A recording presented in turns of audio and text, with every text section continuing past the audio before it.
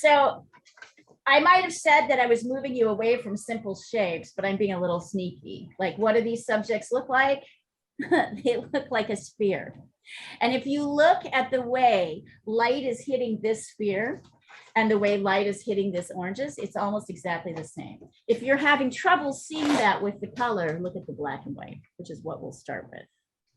Aha. So a couple of other things to talk about involving perspective. So are these actually orange? Are these just teeny tiny oranges? Are these just oranges that are smaller and smaller as they move farther? Are they different sizes, these oranges? Do you guys think? No. No, but they look different sizes, right? Why is that? Because one is closer and the others are further and further away. Right. So another thing, are these oranges levitating? At the background, are they all sitting flat on the table, or are these two levitating? So they're on the table. Right, but they look like they're rising up, right? So this makes a very good point about perspective. So remember, when we're talking about the language of drawing, about creating the illusions of 3 dimensions on a flat surface, things need to rise up and get smaller as they go away from you. So we're going to talk about a really easy technique to draw that. And that's happening with every subject. So it's happening within each subject because the subjects that are kind of on the side are moving farther away from you, right? That's why we have a kind of slight curve up here. Well, also this is a rounded object. But also, like, as subjects move away from you, these follow a line of what we call a single vanishing point. What a vanishing point. They go to a vanishing point. So what does that mean? Here, let me get an extra piece of paper here so I can show you what that means. That means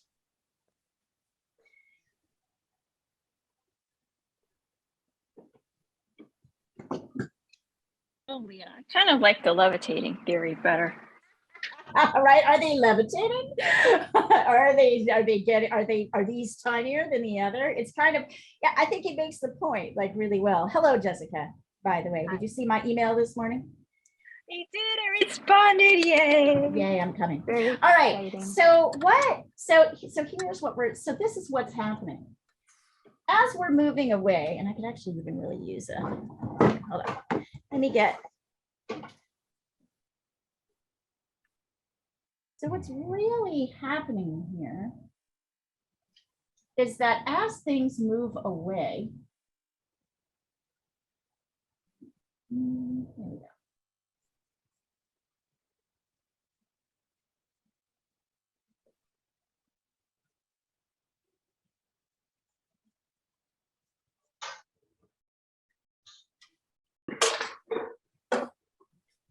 They're meeting at a single vanishing point.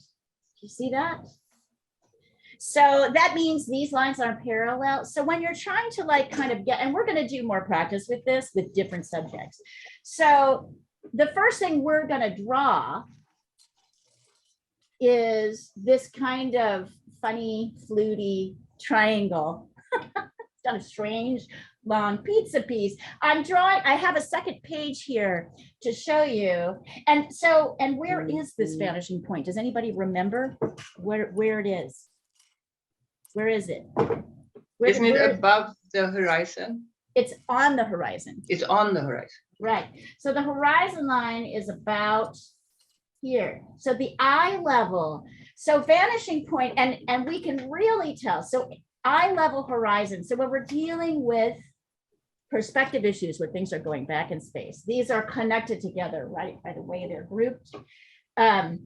One of the things to think about is that at the eye level, where your eye level horizon is, these lines will meet at a single point.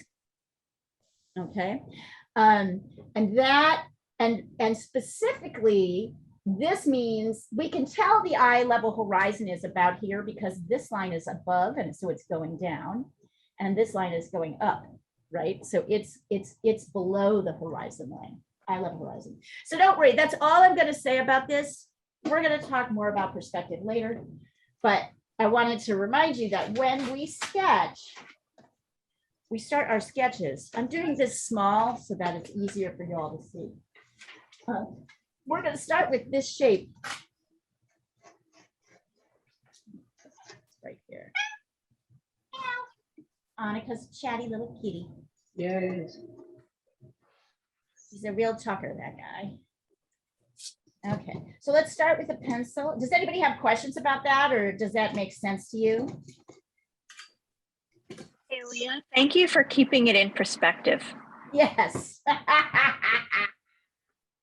Yuck, yuck, yuck. Jessica, I still, as you can see, I still refer to everything you taught us. And that fantastic. I know, but I want to change it up now and have everything levitate. I think this is an important thing to say, right? Because obviously, right, these are all sitting flat on the same table. The table is not levitating, the oranges aren't, but they look like they're levitating. They go up because as things move away from us, they become smaller. It has to do with our cone vision that we have developed, which helps us see things looking far away. Can you imagine? I think this is a brain evolutionary development. Can you imagine what it would be like if we didn't have cone vision? If things didn't look smaller when they went away from you, you'd have no idea whether something was like right on you or not. So I think it's the brain's kind of clever way of organizing what you see so that you kind of know where things are. All right. So when we start, here, let me send a picture of this so you can see the whole thing. I'm going to send this so you guys can see it. Okay, great.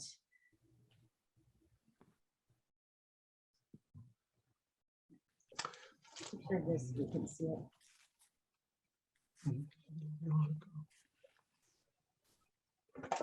We want to talk about the viewpoint and the perspective of these oranges. I think it's important, and it's very difficult to tell from this photograph, and I've just kind of been staring at it, kind of analyzing it. This photograph, I believe, I mean, I could be wrong. I don't think I am, but I could be wrong. Was taken at a side angle. So if you had looked at these oranges straight on, they would be 3 on the same plane, meaning 3 right next to you, head on, even circles, but the camera person who took the photo turned to the side. So, but they're actually all right next to each other. They were not placed on the table, one in front, one right behind the other, one behind them. Exactly. If that makes any sense. Yeah, absolutely.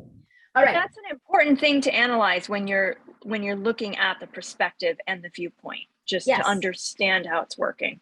And also to get the things in a row, and we'll do more practice with this, that are kind of equivalent. This could be like, telephone poles lined up along a road going this way, that they kind of are contained in this diminishing envelope that we're about to draw, right? So a lot of things as they go back in space. So of course we're going to start, and I always like to find my endpoints as well as my beginning. So my endpoint, my starting point is here. My endpoint's going to be somewhere like this. So I'm going to mark it. Even mark it there. You can use your ruler if you want to sketch this. You can just sort of hand draw it. We're going to get rid of it later when we paint over it. But this is what we would call an envelope of shape. I'm just double checking.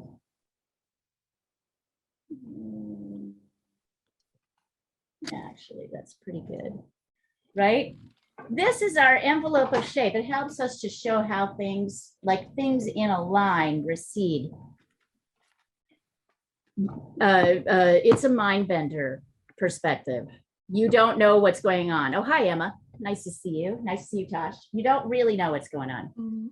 And that's the thing to remind yourself. You think you know what's going on, but you don't really know what's going on when it comes to a two-dimensional thing.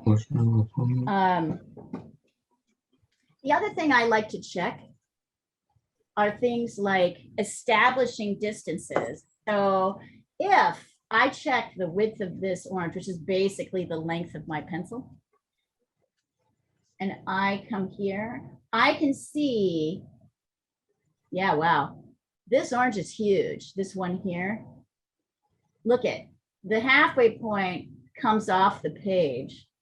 I wonder if the better measurement is to try the halfway. Yeah, that's probably, that at least helps. Yes.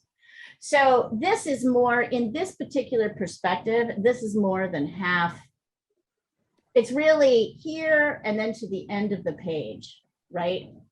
This halfway point, if I were to draw a line straight through here, which I'm going to do with my pencil, like this through the middle.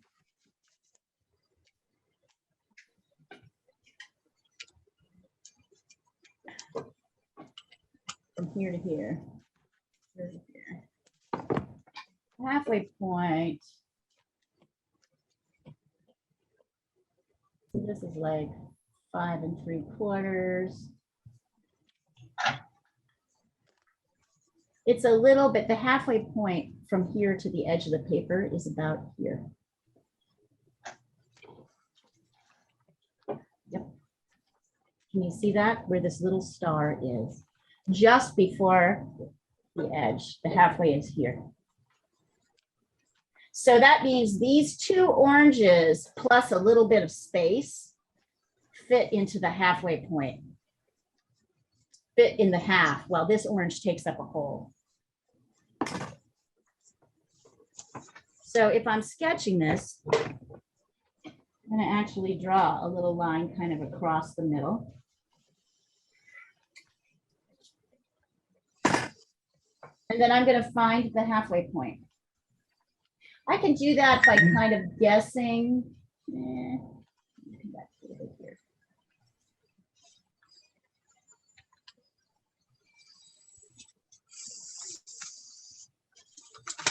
Here's my halfway point. I can do that by kind of guessing and then measuring using my pencil to see whether this side is the same distance as this side. I prefer this to rulers. I find that people start to get very confused and create really silly rules that don't really make any sense when you're trying to use numbers, when you try to add numbers into things. I think numbers confuses things. What we're really trying to build up with you is to see where things really are, right? Versus where you think they are. And then I can sketch here and I know that my first orange is here. I know that my first orange ends here and it starts here.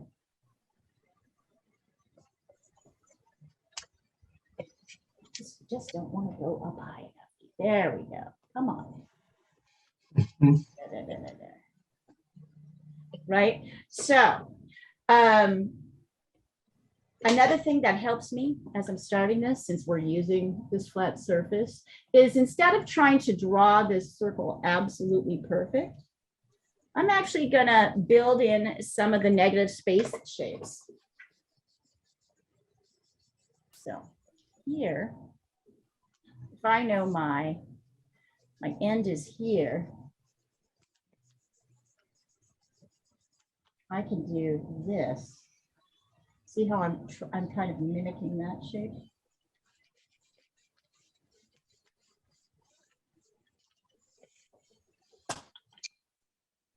It helps me to know my start and my ending points. I hope you guys get to the point where you understand that, how much it helps to have your start and your end points. And then I've got this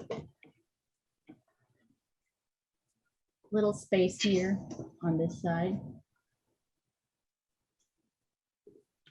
Right, so I can actually sketch that in, that little triangle here, to kind of build, There we go. So I can kind of get the shape of my orange right.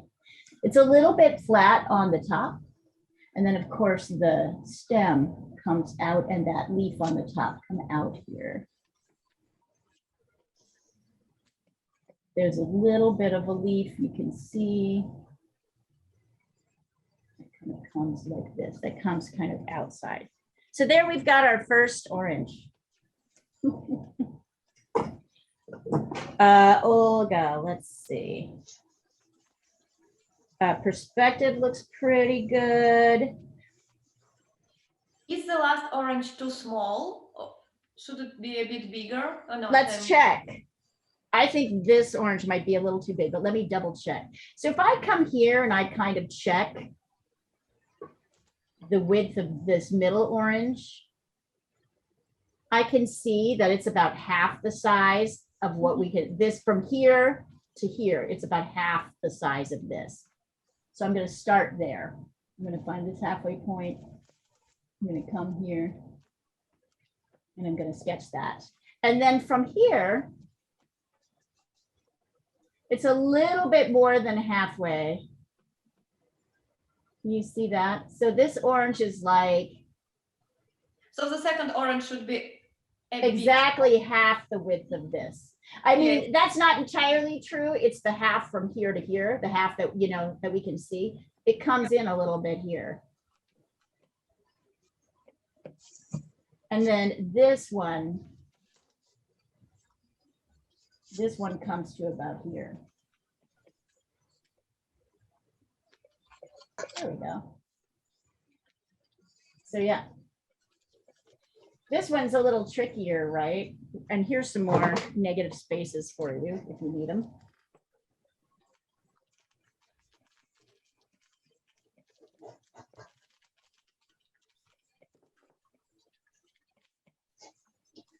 This one is a little trickier because it's got that leaf. Let's get the kind of outer shapes before we start dealing with the leaf. So I can come down here, right? So this comes down a little bit lower. There we go. This comes almost to the edge and then it comes over and out. If I want to, I can kind of sketch in that leaf just to get that shape. And then the last orange, I think I actually have to get the leaf in now. If I really want to get this right. But this is the edge of my last orange.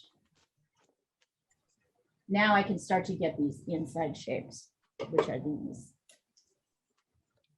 So this might feel a little bit as a process. It may feel backwards to you, but this is how we construct shapes. We start with the bigger pieces. We make sure everything is in relation to everything else before we end it. We put these inner shapes in. Now I can kind of see this comes to the exact halfway point here. There's a shape here. There's this kind of shadow here. So what I'm really teaching you guys how to do is to think like an actual drawer. Not like somebody, not like, I'm trying to get you to think like an artist. Let's put it that way. This is how artists think about everything they're working on. We're kind of taking it apart and putting it back together like a car engine or like a quilt. See how I'm doing only the inner shapes first before I try and get to any of the outer shapes. Now I can add in my last orange. So Olga, what did you find? Did you find that it was smaller or bigger or the right size? No, I think like the middle orange was a bit too big, so I just made it a bit smaller. Yeah, the last one was okay, actually. The last one was okay. Interesting. And also notice that like the things that you think are wrong are actually not what's happening, right? Like you're like, oh my God. Like actually the thing that I think is wrong is not the thing. It's the thing next to the thing. The reason you made this too big is that this is the most interesting orange. It's got all these fun leaves and stuff. Yeah. There we go. So yeah. And it's easy to rush through this process. You can do that, but you won't get any better if you don't like kind of slow it down and check your shapes. It feels like a tedious process, but once you get into it, you'll grip onto it like the really valuable tool that it is. An artist does not think about, is always breaking shapes apart, putting shapes together. So this is 3 separate shapes, but they're put together in a big shape. We're kind of working on the bigger shapes first, right? And then of course we want to get our dark edges. Go ahead and, I know you can't really see that reflected edge as well, but go ahead and put it in anyway. And then of course we've got our blick here. So we've got this 1 blick of light. This is like a 2, this is a 3, this is a 4. This last part is a 2. This is 4, this is 5, 3, maybe 2. This is 3. This shadow underneath is 4, 3, 2, maybe a little 1 here.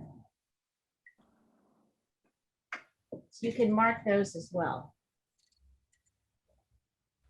There's a way we do this with acrylic paint that's really easy. Tosh and I did this exercise with the Wednesday class in watercolor. It was much harder. She's trying it in gouache. You should have a pretty similar experience, Tosh, to the gouache and the watercolor and the acrylic. I think you'll have a better time, right? And then, so your final should look a little bit like this. So I'd like to see a couple of these drawings before we go. Is there anybody using anything other than acrylic? I'm drawing on Procreate today. Okay, great. The mixing should still work color-wise. The mixing will still be relevant. So pay attention to the mixing as we do it, but excellent. That's really great. It's good to kind of, Lucy, it's good to go back and forth. I wish I knew more about Procreate. I'm not really that sort of tech savvy. I wish I had it. So it's good for you guys to go back. Don't forget the hand stuff though. Olga is a really great example of somebody who uses, who's like art really blossomed on Procreate, but she's very good about practicing on. I think it's different techniques, and I love Procreate and I create a lot of illustrations there, but still I like to have paint in my hand. So it's like, it's the right. It's a different technique, but the principles are the same. But, right? But what I have noticed, if you practice more also in Procreate, still you practice all the shapes, the coloring, the shadow. That's my point, right? Yeah. The mixing is the same. I'm assuming you're going to mix a little, you can mix blue with your yellow. I did not hear the exterminator come, don't worry. This is really interesting. Go ahead and send yours across. I want to see a couple drawings before we go into this. I really love, I love the basics. I'm enjoying the basics so much. And don't worry about what's behind here. What's behind here is kind of stupid. Sorry, I shouldn't say that about somebody's art. It's kind of silly. So I'm just going to do a regular line, kind of like this in here, right? To have your wall, and your floor. Don't worry about what's happening in the background. You get to decide what you want to do with the background. It's funny, I went looking for other sources like this, and then I was going to make one myself because I liked it so much, and I couldn't really find it. So this I found on Unsplash. I like the things that we're practicing.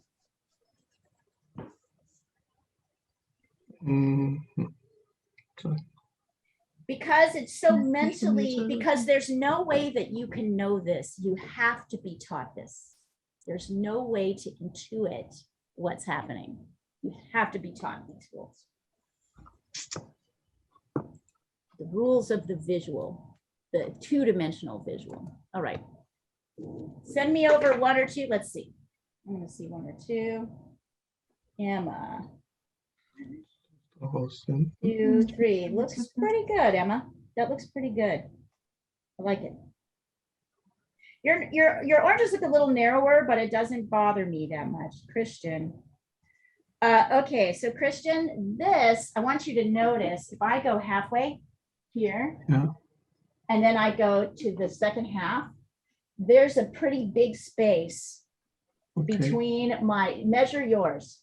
Look at where you wind up. There's a bigger space than you've left. So this, and this is a really normal thing to do. You basically made this orange too wide. Okay. Good.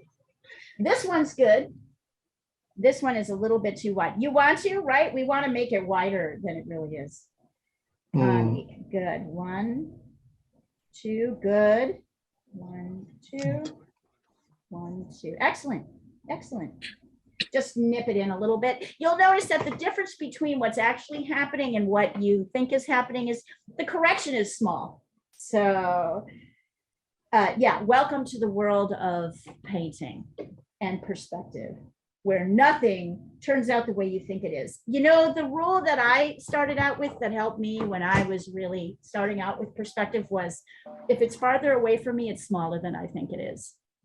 If it's bit closer towards me, it's bigger than I think it is. Just keep that in your mind so that you're always testing and measuring. I mean, that's like the really simple way of putting it. If it's small, it's smaller than I think it should be. It's bigger, like this one, right, Olga? Like this is smaller than I think it should be. This is smaller than I think it should be. If you keep that as your general principle and then you learn ways to measure, it's good. Let's see. Nice. 2. Great, Lucy. Love it. Love it. Perfect proportions. Well done. Nicely done. Nicely done. Don't forget to kind of elucidate your little shadow, you guys' shadow, which is on the orange. So there's the shadow that's on the orange, and then there's the leaf, the shadow of the leaf, and then there's the leaf itself. They kind of intersect a little bit. There we go. This leaf kind of intersects on the top. Okay, so we're going to practice 2 things today. We're going to start with a kind of simple underpainting. So we're going to talk about the concept of the underpainting. Then I'm going to talk to you about color mixing. So with an underpainting, we will often kind of sketch in paint with more loose terms, a single color, but trying to reflect some of the values that we see. So does anybody have a suggestion for the underpainting? What color should we use for the underpainting? Blue. What? Blue. Blue. You want to try it? Because you mean because it's orange on the top? Sure, why not? So Emma's using a really great principle I like for underpainting. There's a couple ways we could go on this, and I will go whichever way you guys want to. Her thinking, and it's very valid, is that if we start with a blue underpainting, when it dries and we put orange on top, that will create some pop, right? Because blue and orange are complementary colors. The other thing we could, it might be a little cooling though. So the other thing we could do is use burnt sienna as a base, right? A kind of brownie base that is warm. So what do you, so actually, you know what? I'm trying to decide what I want to do. I'm going to do blue. Why not? I also used magenta and it was nice. Oh, magenta, very nice. So, you know, you can We kind could of use blue in the background. what? We could use blue as the background. Well, we're going to use blue as the background anyway. So yeah, actually, that's a good point. We will use, I'm betting we'll use blue in the background anyway on our top layers. To keep it simple, let's try burnt sienna or transparent oxide or magenta or blue. You know what? I'm going to let you guys, I'm going to use burnt sienna because that's, I think, a kind of, but I love the suggestion, Emma, and I like the way you're thinking. So I think you should try it in blue if you want to try it in blue. This is burnt sienna. Obviously running out of burnt sienna. Burnt sienna is a really fantastic kind of brown that can go either direction. It's kind of an orangey brown, so it's really beautiful. Let's see. I love cadmium red myself also as a base. So once again, let's talk about brushes. I'm trying to decide if I want to use a brush this big. This is I'm going to attempt to work with this flat brush. What we do not want to use on this layer is something this small, right? Something this small. This is like 3 millimeters, maybe even less. Yeah, 3 millimeters across, as opposed to 10, almost 10 millimeters. No, almost 15 millimeters, right, across. We want to use bigger rather than smaller. Here's why. When I come in and I use my tiny brush, it takes, every time I leave a mark, it leaves, do you see how it leaves a mark on the paintbrush? So number one, it takes a long time to paint things, but also it leaves these marks, which I may or may not want on my canvas. So when I'm just starting, I have my water over here. I have my brushes in my water over here, right? I'm dipping my brush in I'm dipping my big brush. It's better to go as big as possible. I like to use a flat brush. And then I'm going to go to the darkest areas first, which really are the leaves. Oh, I can already see. This is kind of a watery layer, right? Like that. I'm going to go to this shadow here. Not the leaf itself, but the shadow. I'll do this leaf too, even though it's not quite as dark. And I'm going to do this leaf here and this stem. And then, oops. And then, oh, you know what? We totally forgot to draw the shadow in over here. Let's do that now. The shadow is like here, the cast shadow. Once again, you can use your brush to kind of pull back. Right, like that. I'm going to try and use the tip. This is kind of like a little on the edge here. This is what's under the flowers. Uh-oh, and I can see already I'm going to have some drips. Now, I really love these drips, so I'm going to let them fall. And look at what happens. Already, my painting has a little bit of life to it, doesn't it? Even though I've just basically colored in the fives, I've just painted the fives. Does anybody want to explain to our newbies why we use an underpainting, why we go with a color that's different than the colors on top? Why do we do that? Anybody want to take a stab at it? Why do we do? Gives life to a painting. The cat wants to take a The stab. cat would like to take this Yeah, one. Mona had an opinion, but I'm not sure what it was. It gives life to a painting. But how does it give life to the painting? It makes the colors richer, deeper. Right. You can look at this and see that this is a fairly flat layer. Can you see that the first layer of color I put on here is a flat layer? It's flat, it's transparent. Once I layer something on top of this, it starts to look a little richer. So because we're starting very often with a white or a black surface, we only get richness of color when we layer. And when we're putting on a base layer, we kind of want to think about, well, we don't want to do just more orange underneath. We want to think about a color that's a little bit darker and a little bit richer. So as we lay lighter colors on top, it's going to look really amazing. Now, this is true for oil, acrylic painting, a little bit for gouache. Not for watercolor. Well, for watercolor, you still want to layer, but you want to layer light to dark because there's a possibility of going too dark with watercolor. In this technique, the darker your underpainting, the better, because your lights really glow on top of your darks. You'll see. Go ahead and send me one or two, but I really like how this, oh, Chops, that looks great. One, yep. Perspective is perfect. So, Sienna, go ahead and send over whatever you're working on whenever you want to.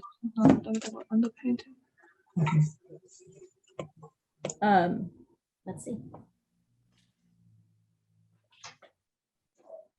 So once again, this is an unexpected kind of non-intuitive thing. I think if you don't know how to, how a painting is built. Hold on, just lost my WhatsApp. Here it is.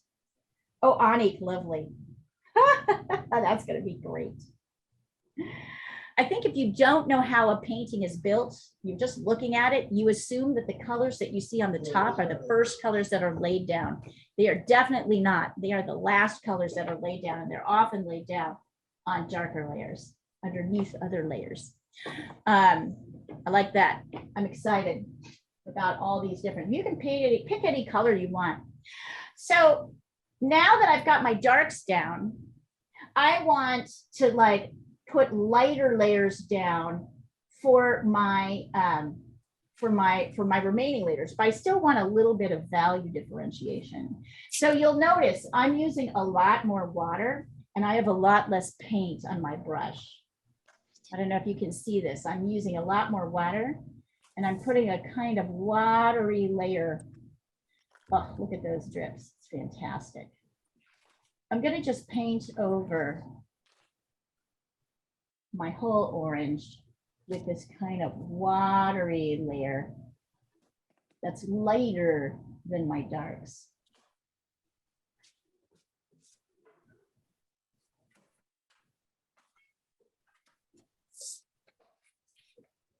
Can you see the difference? The difference. And then if I want to, I can even go a little bit darker. I'm going back in and grabbing just a little bit darker here to here. Not too much, just a little bit. It's a little bit darker down here. You don't have to worry so much about blending on this level. We'll deal with blending as we get to the top. Oh yes, I haven't forgotten that. And then, of course, we want to get in our leaves, which are pretty dark. So they're kind of 4-ish. Don't worry about the details of the leaves. Just get in all the, I find I just want to make my, sometimes you might find you want to go back in and darken your shadows, your darkest layers. You can do that if you want to. So this is what we call a kind of simple values painting.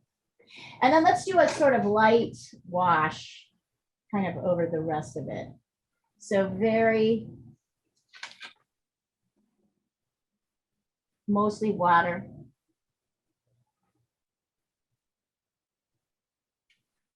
Kind of around the edges of everything.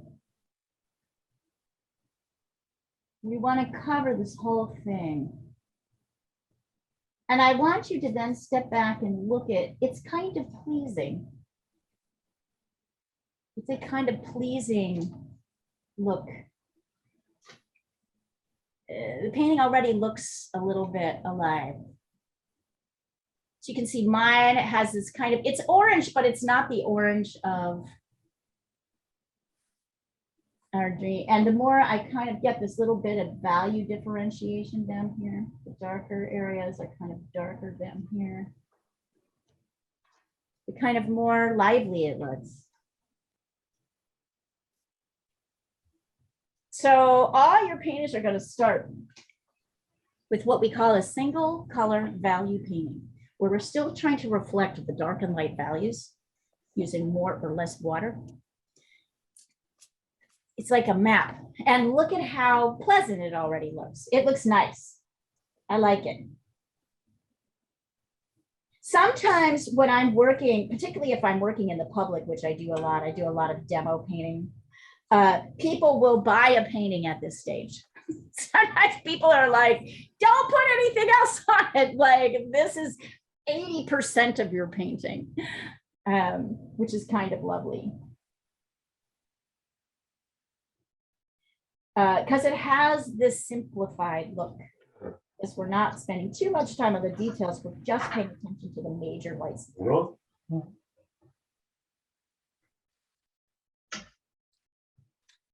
And don't worry, we have plenty of time. So when we get to mixing, oh, let me take a picture of this. You guys can see it. I like to see a couple of these before we go on. Yeah, I'm kind of in love with it. It's funny, I wasn't in love with the watercolor painting. I'll show you. I didn't like it as much. But I love the look of acrylic. I love it because you don't have to worry about going too dark. Like light layers look really great. You'll see my leaf here is pretty dark, even though here it's much lighter. My basic outline of this leaf is darker. I'm going to add the lights in on the top layers.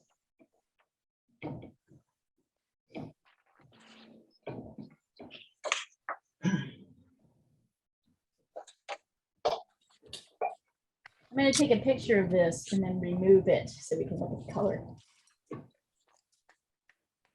Our little map is here. Does anybody find this kind of fascinating? Is it sort of surprising? Interesting? Different than you expected. Well, y'all just busy doing it. I like the stage of this of the painting. It is this neat, stage of isn't the it? painting, yeah. It's kind of beautiful in its own way.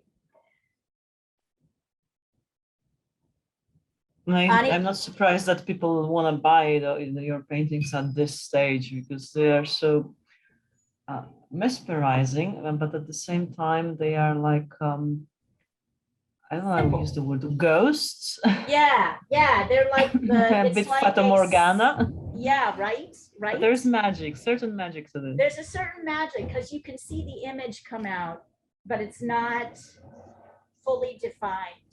You know, a really interesting thing happened to painting in the mid 1800s. I've said this often, but I'll say it again, which is that the camera was invented. So before the mid 1800s, right, the painter was the photographer. So the painter's job was to create a picture that was as realistic as possible so that people could see it. That's the only way we could visualize anything. Then all of a sudden, you have the camera, which in 1 second can like capture the image that takes you weeks to create. So the question becomes, then painting went into a evolution, a kind of confused time. Some would say a crisis, but really it was just like, well, if a painting is not a photograph, what is it? So now I'd say the people in the mid 1800s who looked at a painting had a much different expectation of their painting.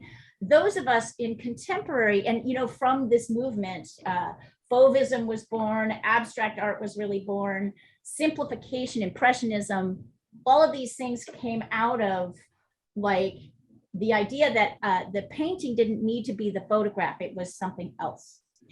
And to the point where we as contemporary viewers, I would say anybody born after 1935 is a contemporary viewer. We look at a painting, we have a different expectation of it. We do not expect it to look like a photograph. We want it to have a loose quality to it. We want it to have a simple quality to it. I think the standard, I mean, obviously tastes vary from people to people, but the standard world view is that impressionism is really what people expect of a painting. Now, photographs, particularly if you're a fine art photographer, tries as hard to look like a painting, right? Like a photograph now, you want to be a fine art photographer, you try to make your photograph look like a painting. So that's the kind of level of this is why we love this. It's a kind of way we love this because we want our paintings to have a kind of simplified, ghostly look. I'm going to wait to see somebody's finished. Oh yeah, nice, honey, lovely. And yeah, they look like plums right now, don't they? Anybody else? I want to see one more before we get going. At least one or two more. Sandra, feel free to send over whatever you're working on. I'm doing a fantastic ibex, but I'm in the middle of a wash, so I'll show you in a minute. Okay, yeah, I know you're concentrating hard. I haven't ruined it yet, so I'm very happy.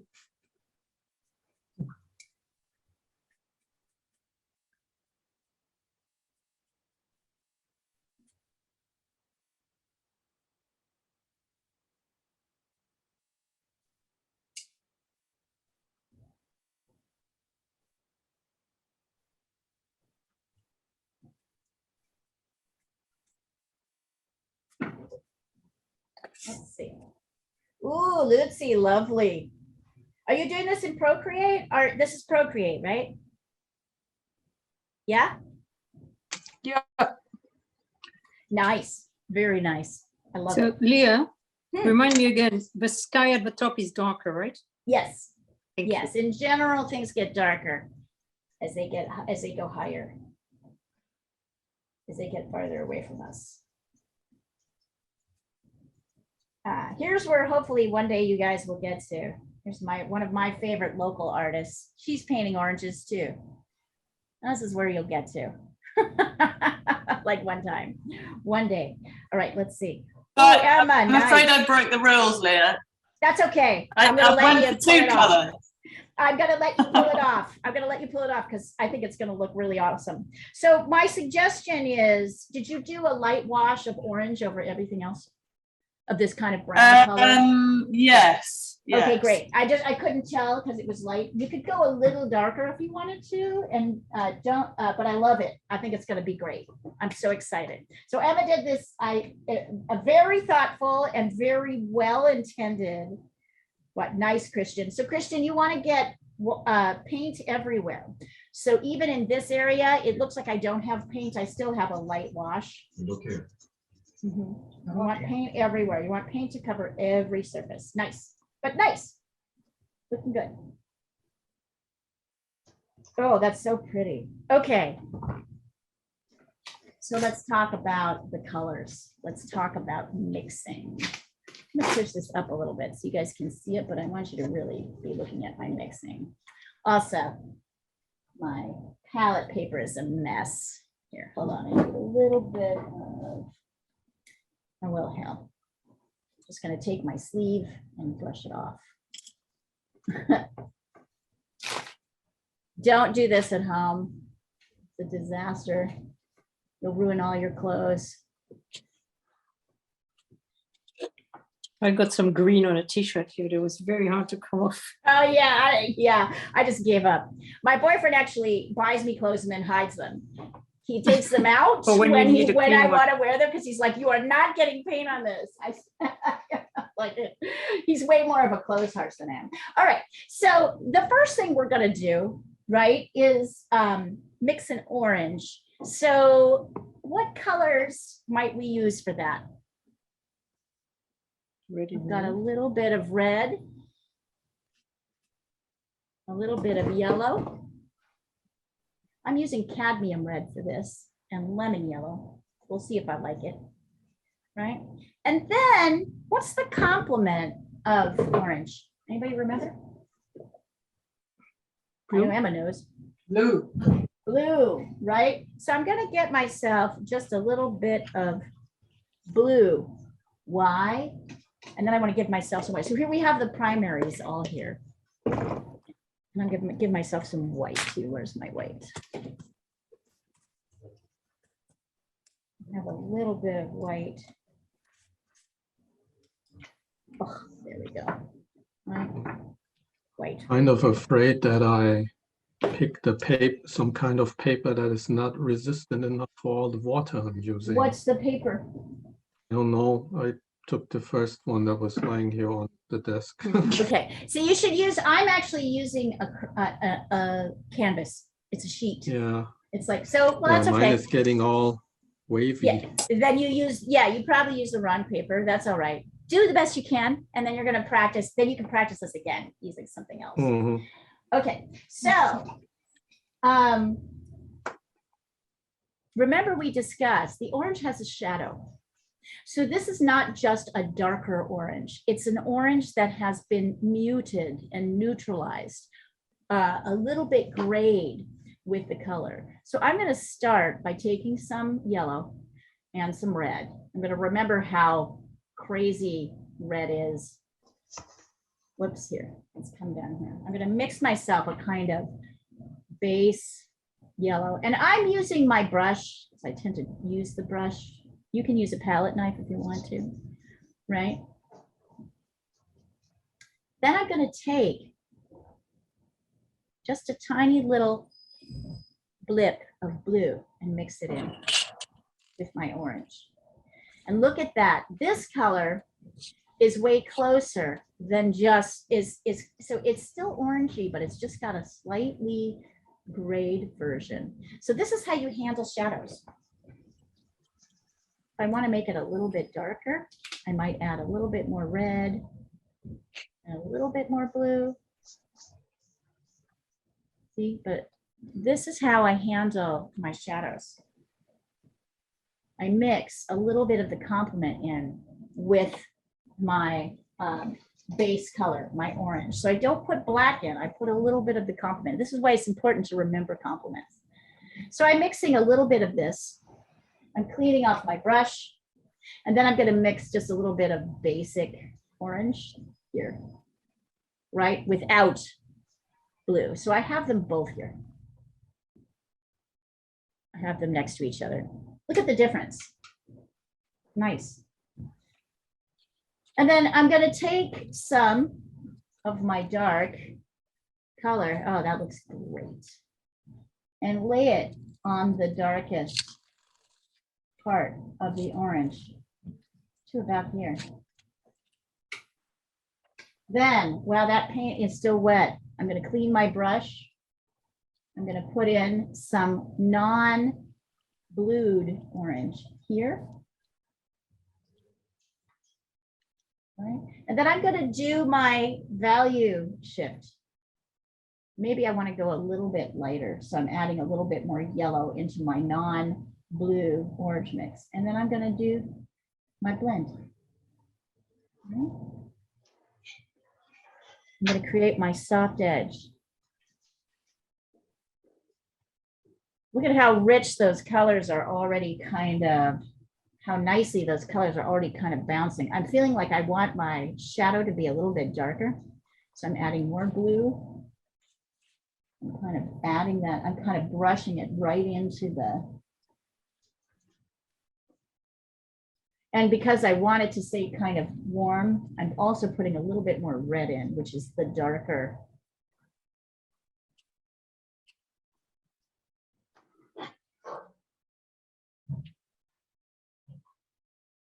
Color. So just like we were doing the spear last week, you're going to be blending. I'm doing kind of one edge at a time. I want a soft edge. I want to transition from light to dark. And then my last job is to create an even lighter version of the orange. It's mostly yellow and maybe even a touch of white. Right? Yeah, it's pretty much all yellow and a little bit of white. Teeny bit of orange, but mostly yellow and white.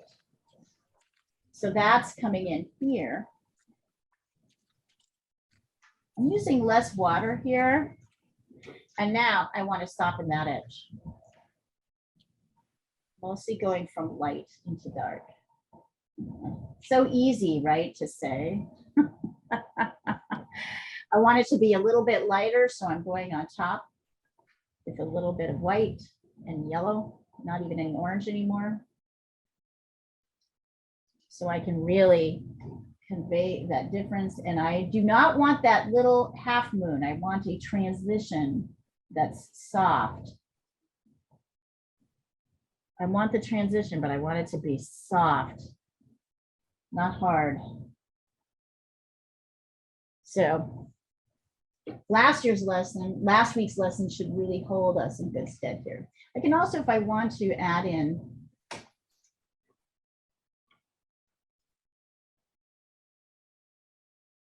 a little bit of a light edge here, and then blend a little bit of dark in over, just so it's not so hard. Right, so we get the goal here. The goal, there's a lot of tapping, and we want to transition from light, medium to dark. And we're mixing our shadows.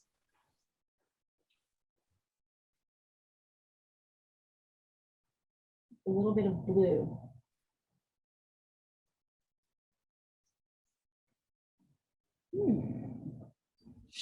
The kind of last thing I can do is with just a mostly white and a little touch of yellow, I can kind of add my little blick in here, right? My little reflected light. I want it to kind of blend in a little bit with the edge. I want it to be kind of like soft. So I'm tapping it in. So it's a little bit lighter. It's basically just white. And I'm tapping it into this tube.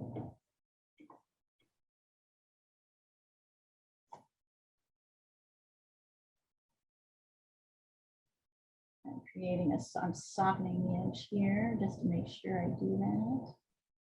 Soft edge. My edge looks a little hard here, so I'm gonna soften it, create a little bit more. The trick you'll find with acrylic, and you're gonna run into it here, is the great thing about it is that it dries. And the pain in the butt about it is that it dries quickly, right? The great thing is you can layer colors over because it dries so quickly and they don't blend. But the problem is you're kind of constantly having to mix new lights, mediums and darks. There we go. I think that's a little bit better. And if you want to, you can mix a little bit of blue and burnt sienna on its own to create your shadow color, the cast shadow on the ground here, like this. This is very dark.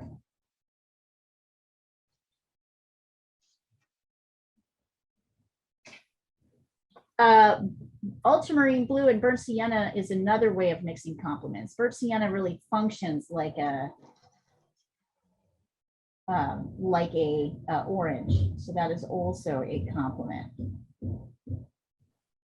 See how I'm doing that here? So this is the dark, and this is a harder edge, right?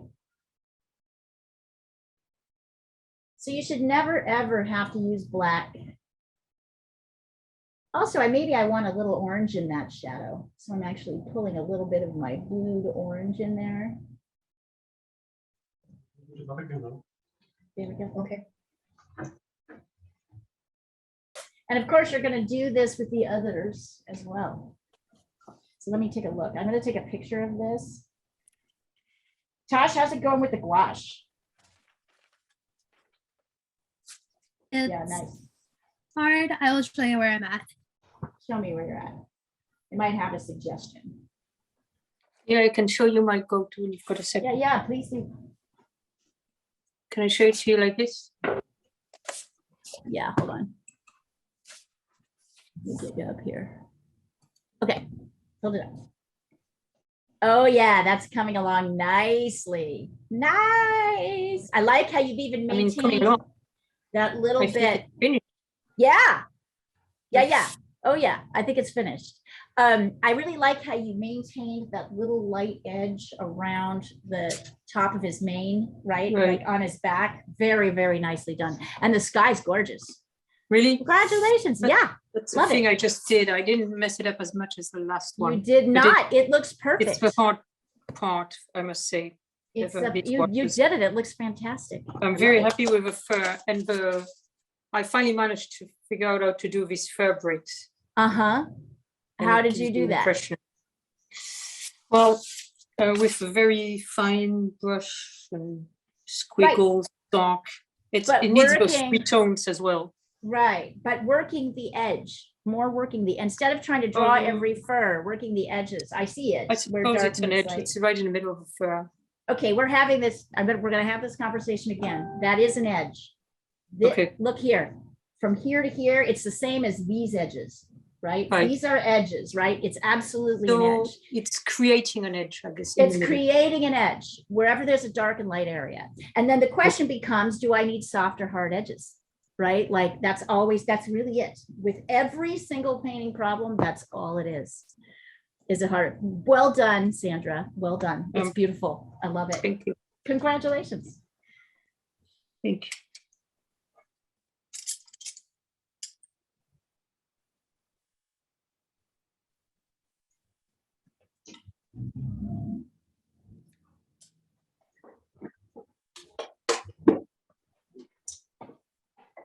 I kind of love this also stage with the paint all messy.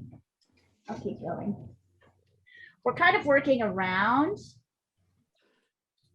the We're working around the leaves right now. I'll talk to you about leaf color in a minute. Right now, I'm really interested in just getting this kind of rich, dark oranges in the shadow right here. And then clean my brush. It's important to clean your brush when you're going from shadow to light areas. Oh, Christian, nice. Nice, not too bad. Yeah, I think you could push the lightness a little bit between here and here. I completely lost the shape on the left I think side. your dark is great. And so I think just get a little, and don't worry about losing your shape. That's really easy to fix. I can, in fact, let me address that right now. You are eventually going to add in a background. My suggestion is blue, perhaps a little lighter blue. So let me just make, oh, no, that's, I'm going to use a different brush. Let's see, I'm going to use a brush I haven't used before. So I'm going to mix a little bit of white with blue to have this kind of, you know, nice, you can't really see it, it's down here. Okay, up here. White, blue. And then I could just come right in over the top and I can paint over to reshape. I can use my background. See, I could just go right over the paint that I painted on the top. So don't panic. Okay. That totally will work. I can make this lighter if I want. So you erase with paint. You can just put more paint. Look at how nice that looks. Yeah. Yeah. Just adding that little bit of blue in the background. Yeah, so don't worry. You can take that little blip and then paint right over it once it dries, which will be about 10 minutes. All right. Yeah, great. Excellent. Excellent work. Bravo. All right, I'm going to mix a little bit more dark. I'll put that in here. And I'm going to mix some light.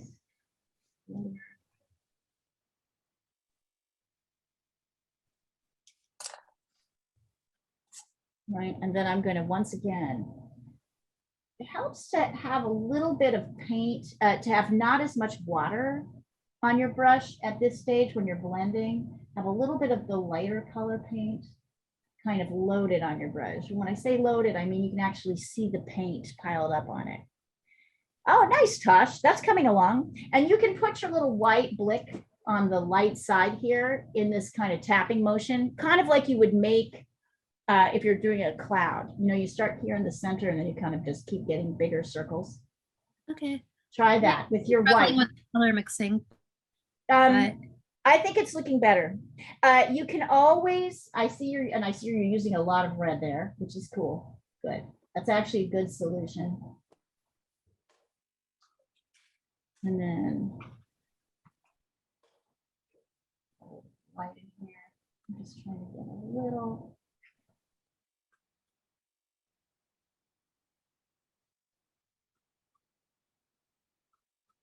Right, we're doing the same thing, but it gets easier because we already have some color mixed. And also it gets smaller, so the space we actually have to fill gets a little bit smaller. So here we are.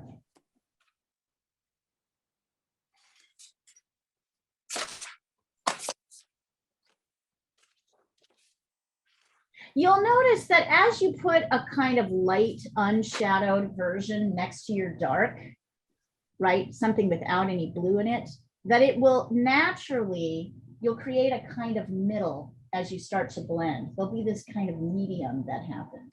That's not exactly light and dark or dark, and that's totally okay. That's actually preferred.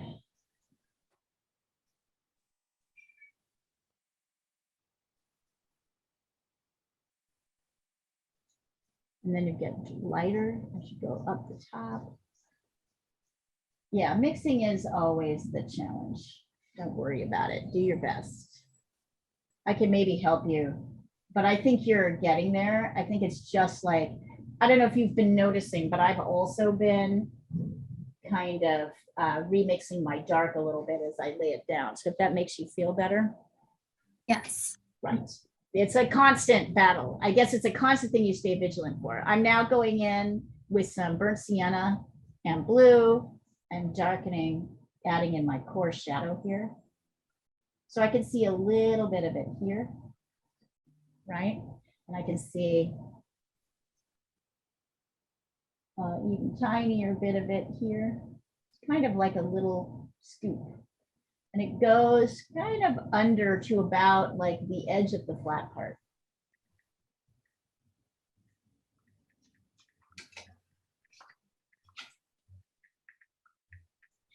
You might also have to clean your water up at some point. I'm adding in my little white spots here.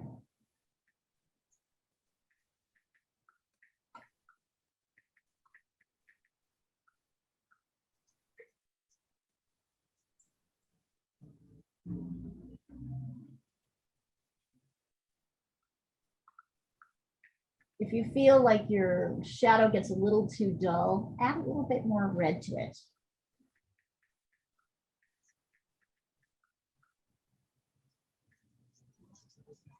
And then here. Zootsie, nice. So you're doing the mixing on the Procreate. That's very nice. I like it. Thank you. Yes. So, right. So these are not things you would know, would you? You'd never guess that there was a little bit of blue in here to create this color, would you? You wouldn't guess that, but it is. There always is. There always is a little bit of the complement. In fact, very much of paintings have a lot of shadowy kind of neutralized areas. You need less than you think to kind of make it pop.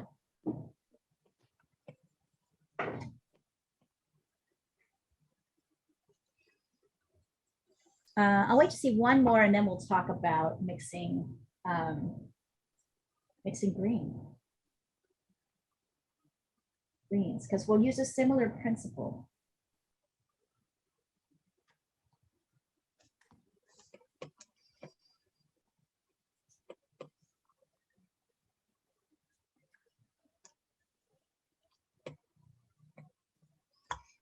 Yeah, I've got to jump off, but Okay. thanks for having me. Jessica, thanks for being here as always.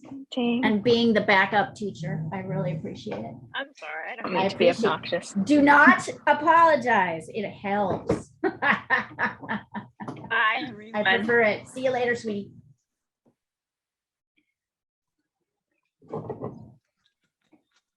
So we can do a couple of things. Well, I'll wait and see. Sorry, I'm rushing. Oh, wait, somebody just said something. Ooh, nice, Anik. So I would, on your next layer, mix in a little bit more red in with your orange so that you don't, right? I like the shadow, but if you want, this is looking a little bit muddy and it should be kind of a brighter orange, right? So go ahead and feel free to kind of brighten it. Maybe clean up your water. Maybe like switch to a different brush. Okay. Those things, just to make sure things don't look like great base. All right. Is anybody ready? Oh, you know what? We're going to wait 5 more minutes or 2 more minutes. I could go talk to someone for a second. You guys go ahead, do what you're doing.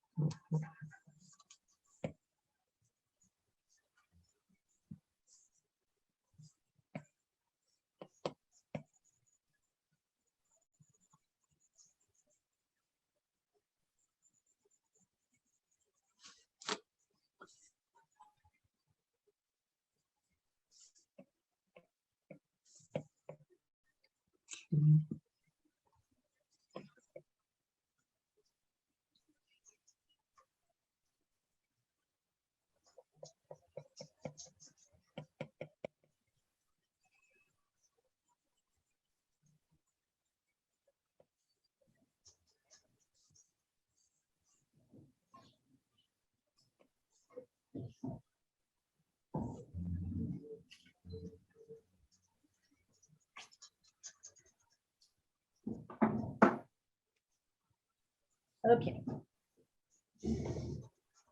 Anybody ready to talk about green?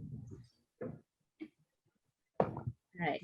We've got a couple of options here. You can mix your green from blue and yellow, or you can add a little bit of viridian green here, which is a nice neutral green. Either way, so you can take a little bit of ultramarine blue.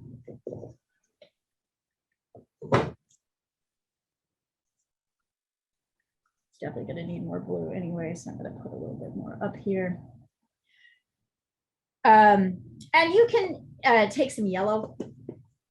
You do it that way. I have this viridian green because I might adjust it a little bit with some yellow. Let's see. Yeah, because these are pretty bright. So viridian green kind of starts out like this. I'm going to add a little yellow to lighten it a little bit, make it a little bit springier. And then what's the complement to green? What's the complement? Red. Red. Excellent. So I'm going to take a little bit of red and mix it in with my green. More green to make it darker, more yellow to make it lighter. So all of your landscape greens, meaning all of your natural greens, will all have a touch of red in them. Because, just to show you, this doesn't look like a natural green, right? It looks too green. It's too kind of jewel toned. And once I get a little red into it,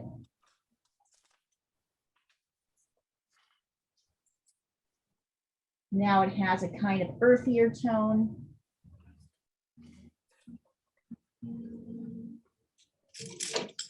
Yeah.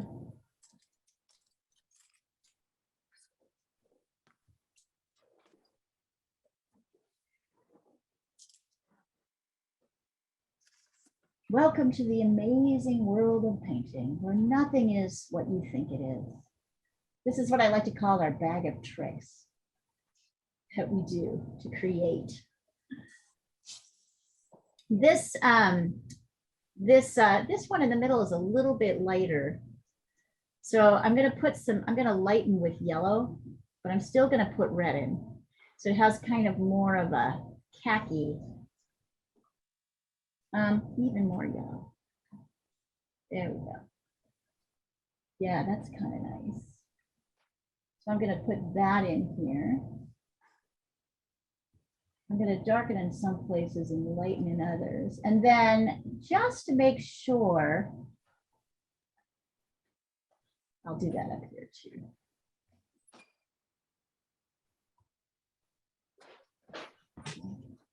And oh, right, also, there's a super dark. Right, there's your green. And then I'm going to use a little burnt sienna and blue and a touch of my red to make sure I've got this cast shadow that's actually on the orange, right? This thing right here.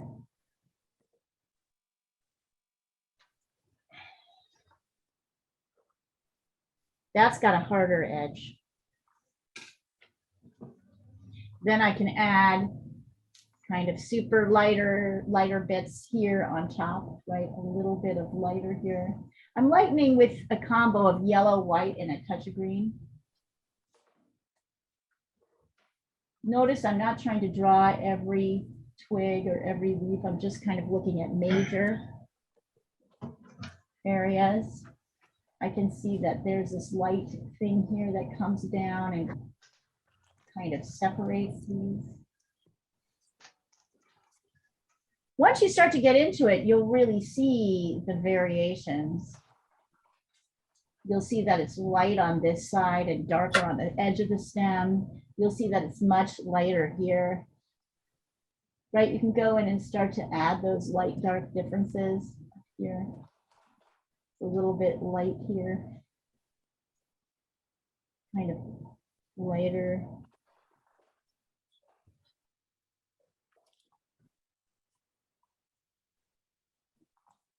And then, of course, there's the background, which really helps and is probably a good thing to think about at this point. So I'm going back into, and I'm just doing a simple blue background because remember the other ancillary rule of complementary colors is that when you put them together, they create a gray.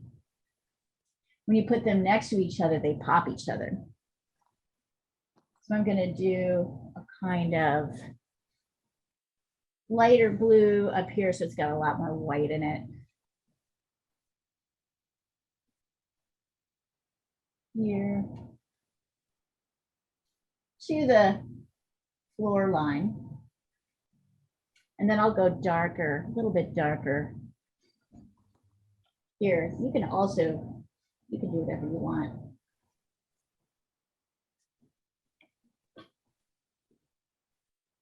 You can neutralize this with a little bit of orange if you want to, or you can kind of do it flat. It's up to you. I'm using this to kind of shape my orange. So see how I can kind of use this to round. This is, remember, everything around here is like darker edges. So now you kind of have, now it's kind of up to you. Oh, that does look nice. Notice the more, now I'm kind of returning to all the edges. I'm making it a little bit lighter around where the shadows are. I think I'm going to go in and darken my shadows a lot more. I'm going to use a lot more. There we go. So I'm going to actually enrich my shadows so that they read as light, as darker than my floor, my table. See that? So I can kind of play around with these things as I can work on darkening. You'll also notice that you kind of need a little bit less detail as, depending on the size of your painting. So you may not need as much detail as you think.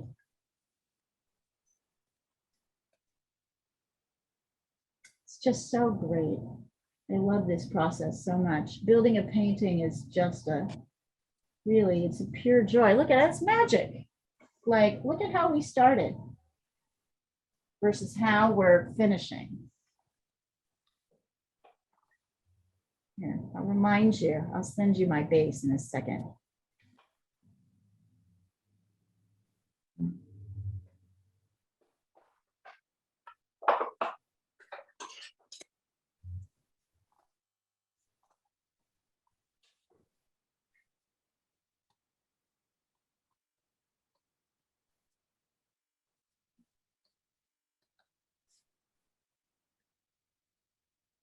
I'm getting rid of all my little light areas that were somehow kind of left over. See how I'm cleaning that up?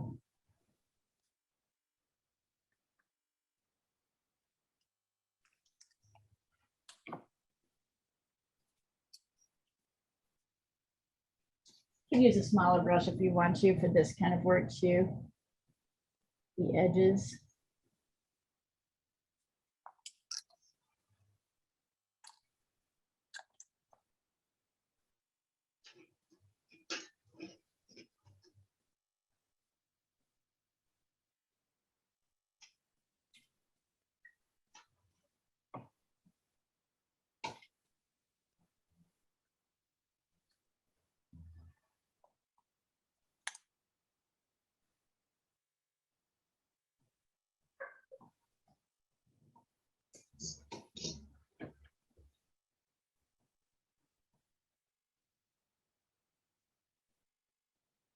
So this is where you start to get into, it's very end when you start to really get into, oh, do I have the shapes of everything right? It's so much easier at this stage because you've done so much of the heavy lifting of the painting more loosely. And I think that's the thing that feels a little bit counterintuitive. What you feel like is, I should go from detail to detail. I get all the details right in one area and then I move on to the next one. But the details are kind of the little tiny details are the last things you do. That's after you've kind of gotten all your pieces in place. Your other ducks in a row.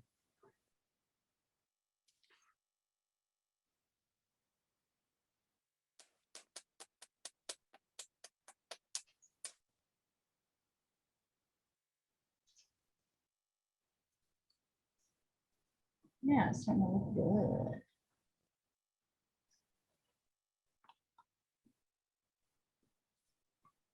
You can see, Christian, up here, my painting is still looking a little bit sloppy, so I'm going to pull in a little bit of that light blue here and really kind of clean up that edge. See how I'm doing that? Going right over the areas that are sticking out of orange. Done. This might feel weird to you at first, but later, and then I'm getting rid of the line, so I can't really see the line. I'm kind of blending that out. Oh, what if I got?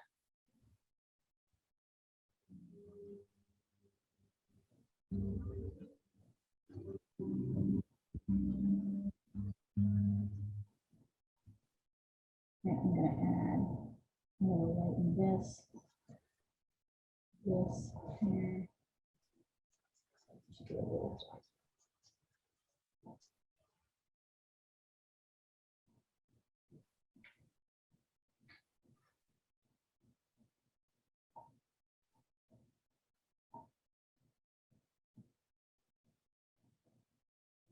Yes, so the lovely thing about painting is that you can not stress so much about getting everything in the right places. You're kind of laying in your bigger shapes so that later you can go back and work your smaller shapes. Just like building a table, right? With my famous building a table example. You don't start building a table with really ornate legs by carving the legs. You can't, it's impossible to do it actually. If you're building a table, you've got to cut 4 pieces of wood the same length so that your table, plain blocks of wood, right? The same length so that your table will sit evenly. And then you've got to cut another plain block of wood to sit on top of the table. And then, only then do you start adding detail to your legs, right? So it's the same way with the painting.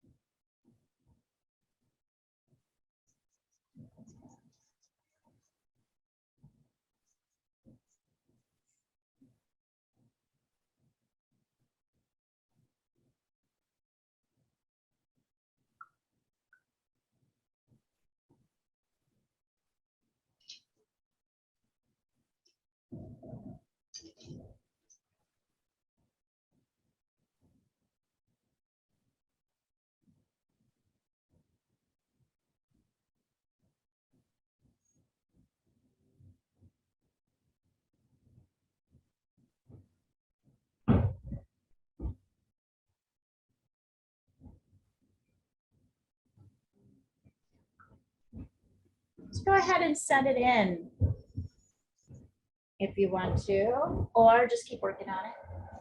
There should be a lot of back and forth on this. Because aren't I sneaky? I'm just making you guys do more spheres, really, is what I'm like, that's really what we're doing here. Although they have nice colors and we're practicing color mixing. I promise it'll get a little bit more interesting. We're going to make our shapes get a little bit more complex in upcoming lessons. But I thought this was a good one also to kind of learn how to start to use complementary colors in your paintings.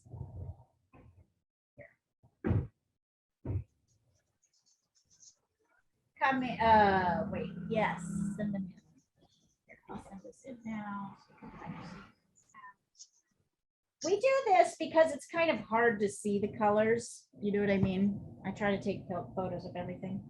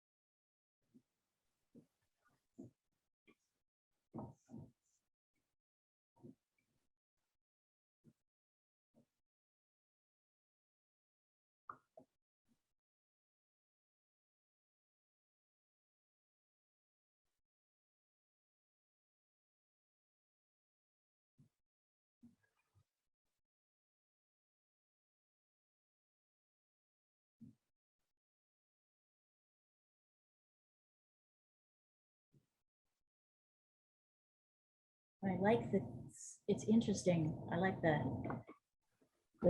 concentration I'm seeing and hearing here. Because you're not hearing anything, right? Right, exactly. I love that. It's fun to talk, but it's also like really nice to have that focus, to see everybody getting into the zone of the focus. Neat. Also, you're probably finding by now that this is definitely a thing that can go on for a long time. I go back and forth many, many, many times. That's okay. Yeah, but you have a color and then it completely gets fucked up. Yeah, that's what happens. That's part of it, right? That's the blend. So you're constantly having to remix. Yeah. Yeah, I know.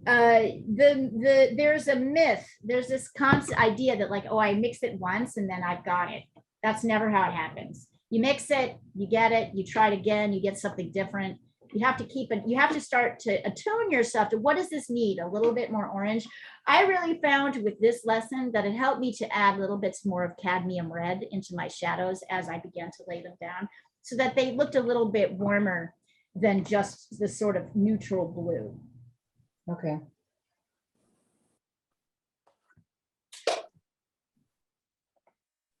Looks great. Nice job, Sandra. Yeah, really great job. And what you're finding is, what you're of course finding as well with these edges is in some places this little bit of tiny, sorry, here, hold on, let me push this up. This little bit of like harder lines, really where the light meets the dark, really helps, but not all the way around, right? Like, so not an entire contour line. Yeah, that's true. It's supposed to be a broken line. It's a broken line. So so you're just like kind of pushing little bits of strength, but not too much. It's a very nice balance. And then you can kind of let the brushwork, like you did in your sky, you can kind of just let the brushwork, this kind of dark in some places and light in other, create texture in the rest of the piece, right? So really where we need to focus our detail. Oh, nice, Tosh. That came along nicely.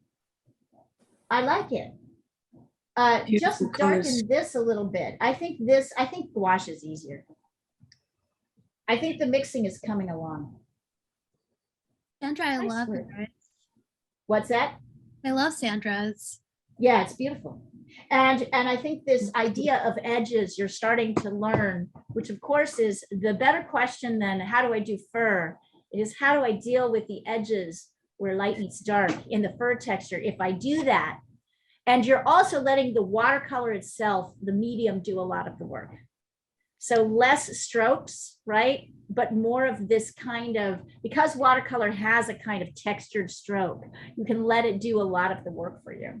Bravo, Sandra, really great. It's going to take a long time. I mean, yeah, and there's even more texture when you get into granulating, but I don't completely master that yet.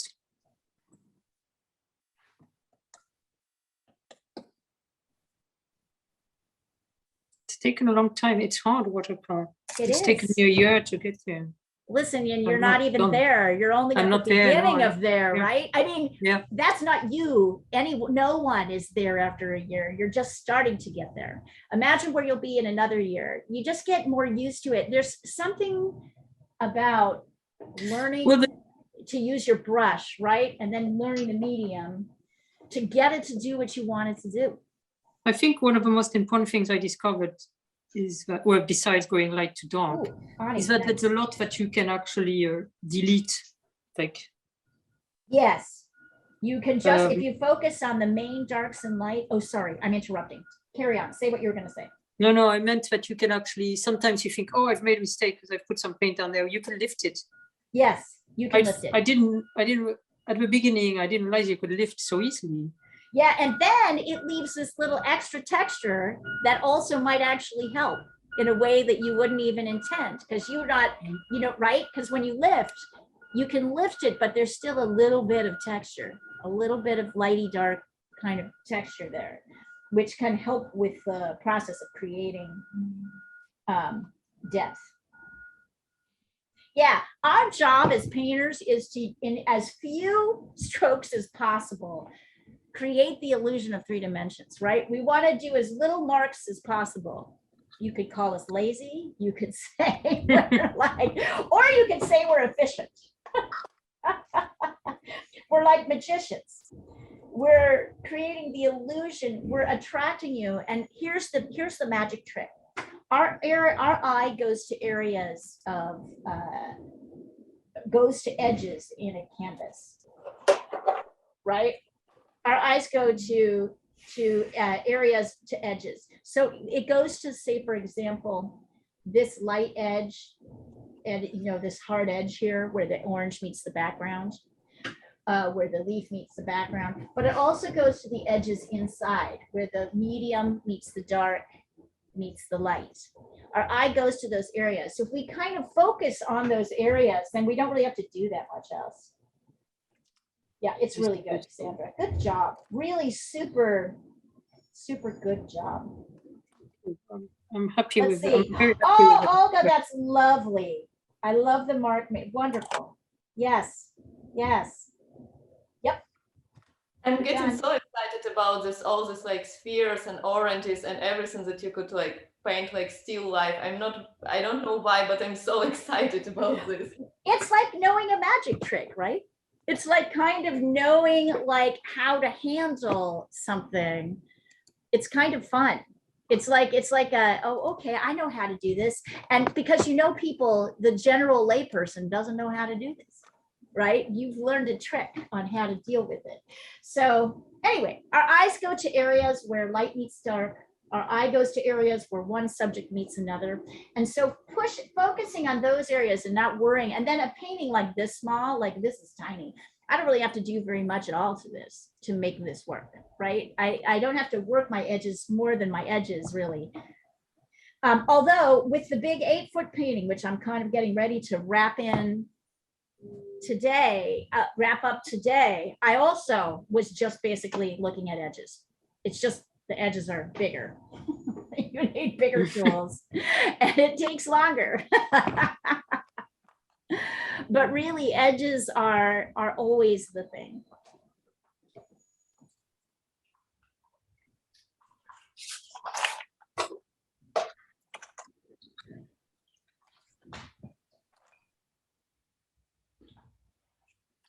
right, I'll be right back, you guys. Just knocking on my studio door. Hey.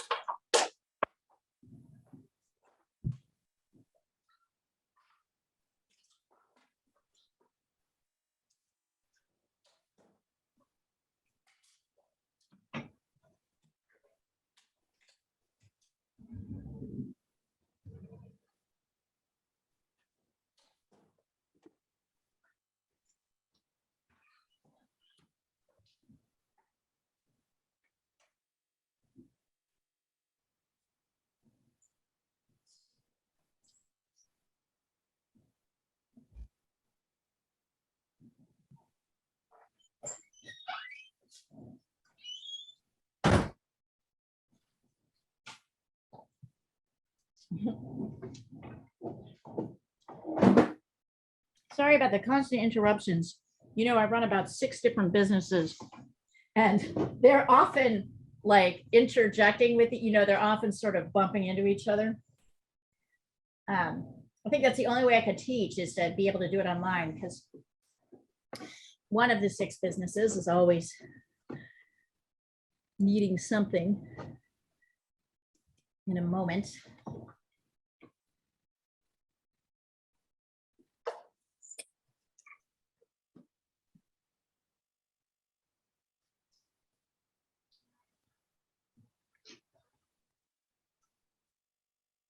Okay, it's nothing compared to Olga's, but it's coming along. I tried. Yeah. I can see your green got a little bit on the brown side. What colors did you use to mix that green for your the green, yellow, blue, and then some red. Right. So do you have any Viridian green? Do you have any, what greens do you have, Christian? I just want to like see. No green at all. I only have Oh, okay. So you used, I'm assuming, a cadmium yellow and an ultramarine blue. Let me see.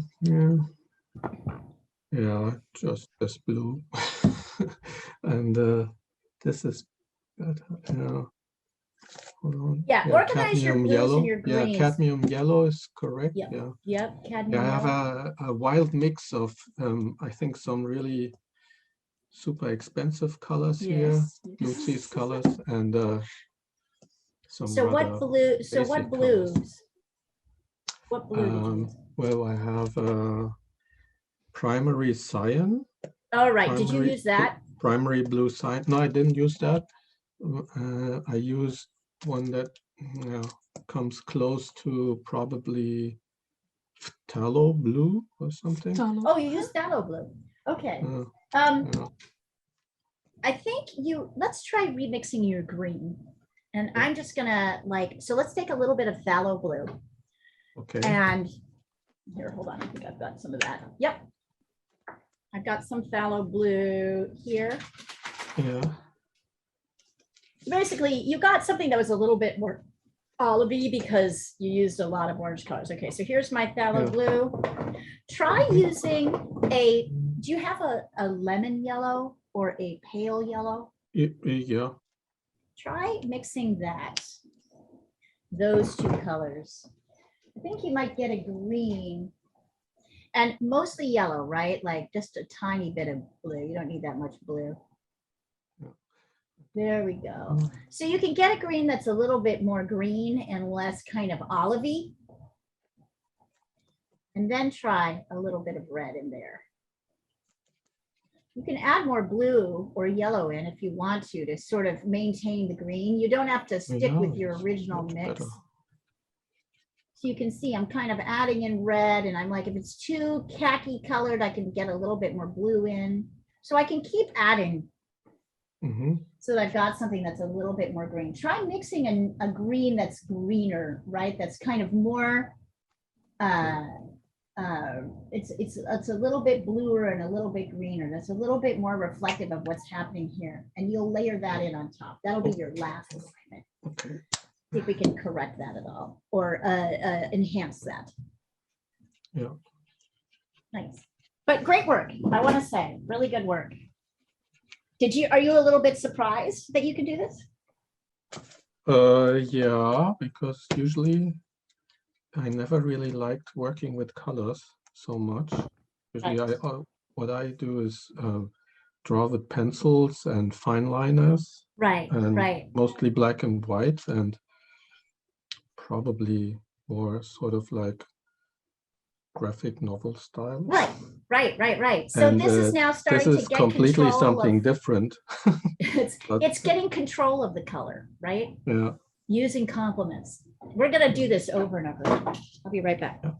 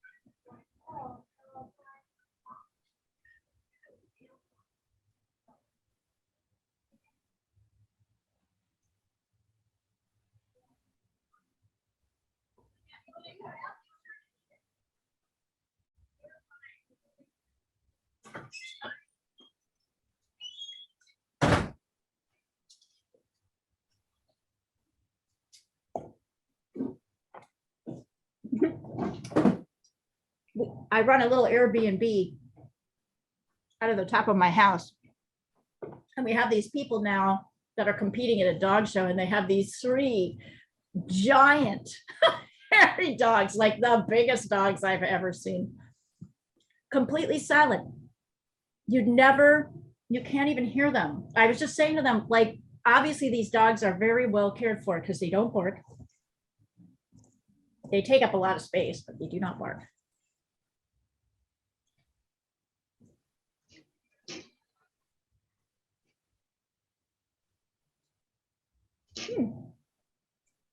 Lucy, you could get darker